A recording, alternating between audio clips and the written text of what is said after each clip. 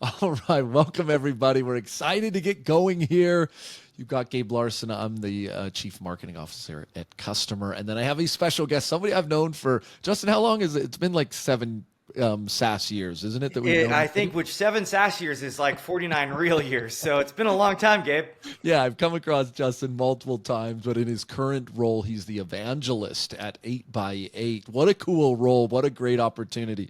When he moved into the role, I pinged him and said, "Man, it's just like there's certain roles that just fit certain people so much, and this is like perfect for Justin." So he'll talk about that more in just a minute. But today we're going to be talking about the impact of communication on companies' overall success and some of the great things I think Justin's been experiencing at 8 by 8 and in his previous roles, all things communication. So with that, Justin, maybe just take just a minute. Tell us a little bit about the role and some of the cool things you've been doing. Cool. Gabe, thanks for having me. It is always a pleasure to connect with you. Gosh, it's so funny when you're like certain roles just like seem to be the thing. When I saw 8 by 8 post about this, I connected with a couple folks there and I was like, I'm like doing my own thing right now, but like I had this rule that there were certain opportunities that if they came up, I just like would have to go after it. And this was definitely one of them.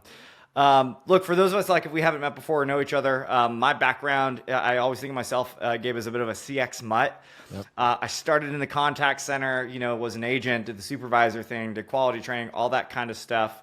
Eventually found my way into consulting and like larger training programs. And then, as you mentioned, I think around the time we met, started working inside of technology companies. Yeah. And it was interesting for me just I've always been in customer experience. I love the work. I love the people that do the work. Yeah. And I think what's always been most important to me for my entire career, but especially in this role, is like just a deep desire to understand where are people who are responsible for understanding and serving customers, like where do they struggle today, and what does it look like to enable them to move forward in meaningful ways. Because I know, at least from my own experience, like there were so many times that I was just like hitting my head against the wall because I was trying all these different things and nothing seemed to make a difference. Yeah. So if I think about like how does that show up in my work at 8 by 8, I think it's a couple things. The biggest part of it is just being out in the industry, trying to do what I can to understand and educate people. Like where is CX today? Where is it going? How do we move forward in real ways? And moving forward, I mean, means changes to people. It means process, and it means technology. And that I think at the biggest level, like that's what it is. I can bore anybody who wants to know more about it. Who wants like, let's talk. He is the walking CX master, so those words reign true. But let's get into some of that.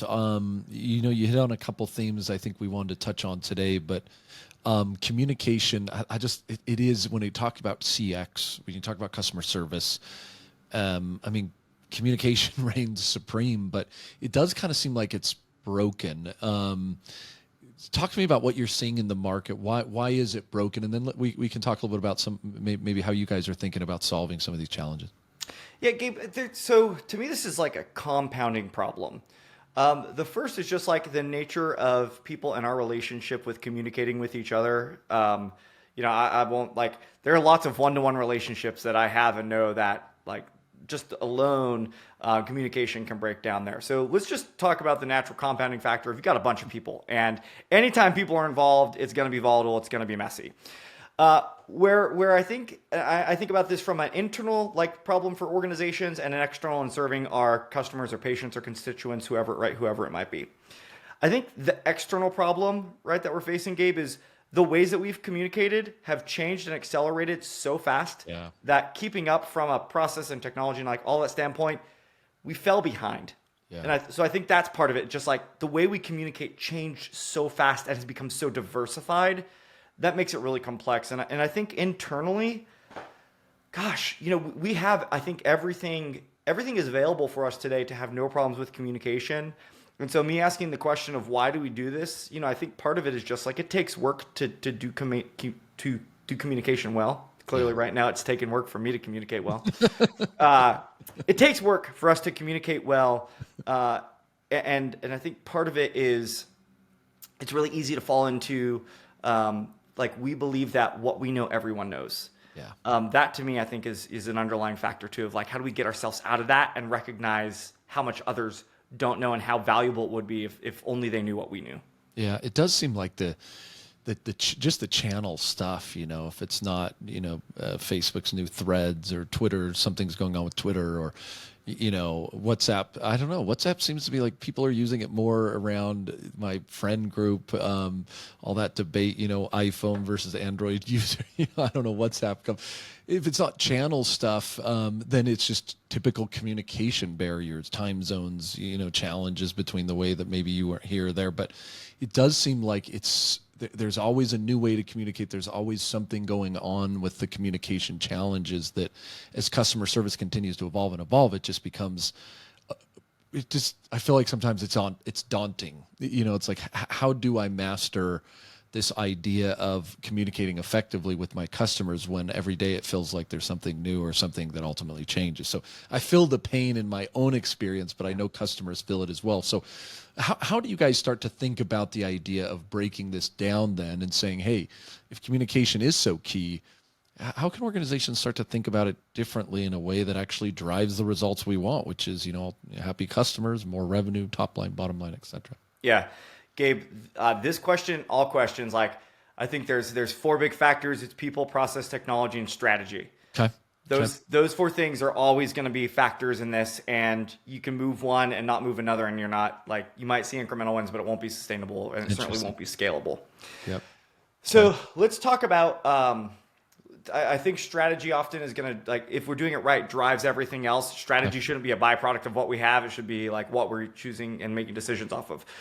So the first thing I think that like, how do we move forward is we have to recognize and own where communication is preventing our success today. And I think sometimes that can be buried. And I give examples of, I know from my own research, Gabe, that if it's not for a bad boss, the number one reason why contact center employees leave their job is because they feel like they don't have the tools, the knowledge, or the resources to do what they need, right? Yeah. There's a lack of communication or prohibiting of them to communicate the way that they need to. Yeah. So I think that's part one. Like, we've got to recognize, like, how do you quantify that? How do you quantify the impact of bad communication? So if I were part of an organization, I'd be trying to think through, like, can we put some real numbers and facts and figures around how our failure to communicate effectively is impacting our business? So that's and where do you go? I mean, one click down. I mean, is that typically just in the numbers, in the way that the contact center operates? Is it more in like a survey based approach? Kind of as you were saying, with sometimes reps just saying, "Gosh, it's not working." How do you go get there? Yeah. So depending on your role. So let's say you are responsible for the contact center. So now part of it goes to that idea of, like, first, always question what you know. I'm going to give you the example of a buddy of mine who worked for a company, and they offered drones, and he realized one day, like, he knew the number one reason why people called his company is because of a flyaway drone. He assumed everyone else in his business knew that until he was in a meeting and people were like, why aren't customers buying more consumables? So like blades and batteries and things like that. It's like, probably because the drone is missing or damaged before they would ever need them. And they're like, what do you mean? Oh, he's like, well, this is the case. So part of it, I think, is how do we create mechanisms to share what we know in the contact center outside in the organization? That is part of how we can discover, like, some of those communication challenges. Because to the contact center, that was just their number one contact driver, and they just accepted it. They didn't challenge it. And then they challenged it. They then discovered, hey, if we have a better way of communicating and helping our customers be successful with piloting their drones, right? And that to me is like this communication web of it's communicating to the customer, but it had to happen because you had to communicate inside the organization, right? But this is what we're talking about. This is called the communication conundrum. So Gabe, then, like, if you think about, like, the real big part of this is, like, how do I ruthlessly prioritize where I'm going to go after first in my business? Yeah. And in that case, I actually think the number one reason why people contact you, or the number one reason why they go to your portal, or the number one reason why they whatever, like, I think that can be a really great place to start in understanding, like, do we have gaps in how we communicate today? Yeah. Great. Yeah. And that's to your point. It's one of those things that feels maybe a little obvious, but great example, because it's the assumptions that often kill the communication. Like, wait, you guys all thought what? Shoot, we probably need to communicate better ourselves. So, okay. So you kind of start big picture. Where do you go next? Yeah. So then I think like, okay, so what is like preventing our visibility? And if I think about customer experience broadly, Yeah. often my experience with a number of people that I run into in CX circles or contact center circles, like they immediately equate, hey, most of the customer experience happens in the contact center. Yeah. That's where most of the communication with customers happens. And that couldn't be further from the truth, because you've got customers who are communicating with marketing and they may not know it. They're communicating with field services, or they're communicating with sales, or they're communicating with a front office employee, right? There's all of these places where communication not just happens to customers, but then there's internal dependencies on the contact center needs to better understand when marketing's launching their next campaign and what is it going to say and what are going to be the terms and conditions. That convergence of communication, I think, is so important. As organizations really try to understand customer experience, they have to recognize, first off, it's not a contact center problem. It's an enterprise-wide problem. Yeah. And part of what's fueling it is just a lack of visibility and ability to communicate on who your customers are, what they were doing or what they want to do, and what are the things preventing that from happening. That to me is that I think is one of the biggest places to look, because what's happening right now for a lot of organizations is the way the contact center is communicating is one way, and then the way the company communicates internally is another way. And then you might have then different departments that then they also have additional ways of communicating, and it's fractured and it's not cohesive. So that for me is both like a personal, like how do we converge more of how we can communicate, not just through a people and a process standpoint, but you have to think about, hey, the ways that you're documenting or sending communication both to your customers and inside your organization, like how do we get that more in one place? Yeah, it's the silos. I mean, I experience it in my own life, but I know our customers do too. And I love that idea. Like marketing is communicating one way to the customer, and then like the customer service entity is kind of communicating a different way, and the two same customer, but the two never talk. And it seems obvious, but dang it, it's hard. Is there certain things you've found? Is it better technology? Is it just hanging out together more? Is it some of the basics? You know, what do they call the ABCs of communication, or where do you go to break down some of those silos? Yeah. So I'm gonna use a kind of an example from my own past. So as you know, Gabe, and for those of you that don't know, so I spent a few years in Hershey, Pennsylvania, sweetest place on earth. And you have to say that, by the way. When you say Hershey, Pennsylvania, you have to say sweetest place on earth. And then I remember that. You know, we took my kids out there, man. I loved it. In that little park. I mean, it's a beautiful place. Street lamps shaped like Hershey Kisses, wrapped and unwrapped, alternating down Chocolate and Cocoa Avenue. This is real life, people.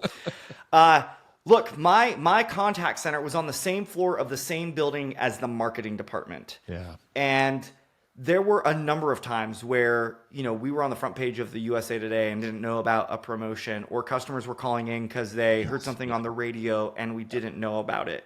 And so there were a couple things that would have helped us then and can help organizations now. And again, people, process, technology, strategy, Gabe. This is like, I'm going to be this. So let's get the technology stuff out of the way. I do think it is meaningful, and there is real value of bringing the way that we communicate into one or as few tools as possible. Yeah. Like what's the long and the short of like, why did I decide to step into 8x8? Because that's how they were thinking, and that's how they've been building a solution, right? So to me, that was important. From a process standpoint, you have to create mechanisms to not just share out what you're learning and experiencing. These might be voice of the customer programs. They might be, hey, I'm going to take my peer in marketing to grab coffee once a month. Or if we've got our media buy planning session, how can I be a part of that to understand how I might need to forecast for my contact center differently? That to me is a big, and we could probably have an entire session, Gabe, on like how do you build those relationships with those stakeholders. But that to me, it's intentionality. It's intentionality around understanding how do I create those mechanisms to not just share out, but also learn from. I think from a people standpoint, it's creating a culture of curiosity. That to me is something I try to ingrain in anyone I'm ever a part of a team with, is like, hey, part of how we communicate better is to be naturally curious curious about what the other person has to say, naturally curious about how what we know might help others. That just kind of creates inside of us this desire to say, hey, I want to connect and share as much as possible. And then look, from a process standpoint, there are a lot of organizations that like have process for process sake. And what it does is it creates friction for customers. It creates frustration for the employees. And that's not an easy problem to solve because it can be political and it can be messy and it can be territorial. But honestly, Gabe, like if we took a better look at ourselves and like understood like how do we actually make sure that we eliminate points of friction and we reduce the likelihood of something is going to fail on us, gosh, it would be so much better. I mean, yeah, it's some of those points. I love the curiosity point, but there is some of these ideas. If you can just take a step back and understand the importance of it, and you got to reach out across the border sometimes and shake a hand and see if you can really partner with those different organizations. The example of a marketing promotion and the service team didn't know about, or that just is happening too often, and it obviously causes so much friction with customers that it's messy when one arm doesn't know what the other arm is doing. Right. Okay, so customers and employees, right? Because that's the other part of it. That's right. That's fair. That's fair. Okay, so you got kind of this strategy piece, identifying the problem. I love the idea of breaking down silos and finding a way to do that with people, process, technology. Let's see if we can hit one more piece you go to kind of help solve this problem. Yeah. Look, so we talked people, process, technology, strategy. I think the other part of this is recognizing that, hey, look, our employees, they want us to win. Yeah. Our customers, whoever we serve, want us to win.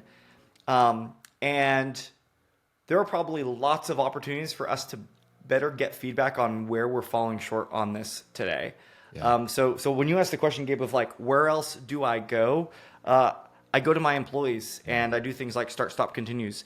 To me, it's like, I don't need to do like customer survey data, like pick up the phone and call customers or schedule time with them and like just genuinely approach. It's like, hey, we want to get better at this. And we are proactively coming to you to understand where are we falling short today? What's been frustrating? Like to me, like the simple start, stop, continue exercise is like, I love start, stop. Go get feedback from your customers, from your employees, from other people in other parts of the organization. Like just, I'm a Covey 7 Habits person. It's like seek to understand. Yeah. That I think is the other part of it, Gabe. Like, just don't assume like, hey, I know that we would, if we had this tool, we could communicate better. I know that if I had this meeting, I would have been able to get this information out better. Like, don't just operate off of assumption. That to me would be the last piece, and it kind of goes into curiosity. But go out and ask, and even if you don't act on everything, the fact that you went out and asked and solicited feedback is going to get greater buy-in for whatever change or initiative you need to drive as a result of what you learned. Yeah, it does seem like as organizations get bigger, it's funny, you lose that idea of like, why don't you just go talk to the customer? Why don't you just go talk to the employee? You like feel like you got to like set up this big survey or something. And it's like nothing better than a skip level meeting. Nothing better than just calling a customer and being like, hey, why'd you buy? Why'd you not buy? What's your experience? And you lose some of that as organizations get bigger, and it's not that difficult. I think you can still pull some of that off. That's a good one. It's a good time. This to me, Gabe, it falls under the category of stuff. It's like sometimes I'm having these conversations or giving these presentations, and after the fact, I was like, gosh, like I know this. I know this like, is the basics, yeah. But why don't we do it? And I'm convinced like there's two things that I'll say here. One is like our natural like tendency is to be risk adverse and to like fall into status quo. And so like I get that's part of our like natural tendency, but I think the bigger thing, and we talked about a couple examples, is like we know it's going to be difficult, and we know it's going to take hard work, and not that none of us like are avoiding hard work, but I think for a lot of especially contact center and CX leaders, like we're operating in this mode where we're just trying to survive, and some of this stuff is like, gosh, I would love to think about some of this other stuff that would help us thrive, but like before I worry about my communication with marketing, like how do I get my people to stop not showing up to work?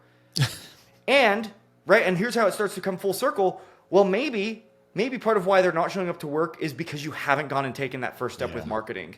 Yeah. And we've got to be willing to take some risk and to hedge some bets on, sometimes the things that feel like they're going to help us in the short term are hurting us long term because we haven't gone after it yet. Yeah.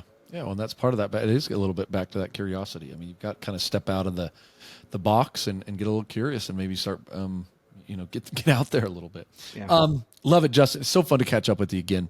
It's been a while. Love that you're in the role. I think you're going to make a great impact for all of us in the CX space. So again, congrats on you and the role here at 8x8. As we drop here, as we finish up, for those that want to dive a little bit deeper, either with you or with 8x8, what's kind of the call to action you recommend here?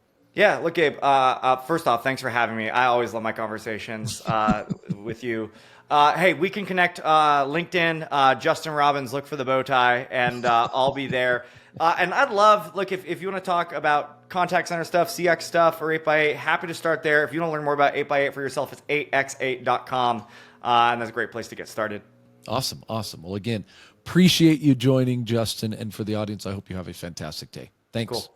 Thank you.